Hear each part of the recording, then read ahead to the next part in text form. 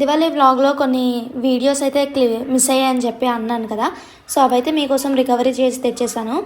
ఇంకా ఇంట్లో దీపావళి అంటే చాలా చాలా హడావిడిగా బిజీగా ఉంటుంది. ఇంకా పెద్దలకైతే మేము ఉపహారం పెట్టేసి ఇంకా లక్ష్మీదేవి పూజ అయితే స్టార్ట్ చేసామన్నమాట. సో చాలామంది చూస్తున్నారు కానీ వీడియోస్ లైక్ ఇంకా సబ్స్క్రైబ్ చేసుకోవట్లేదు. ప్లీజ్ చేసుకోండి.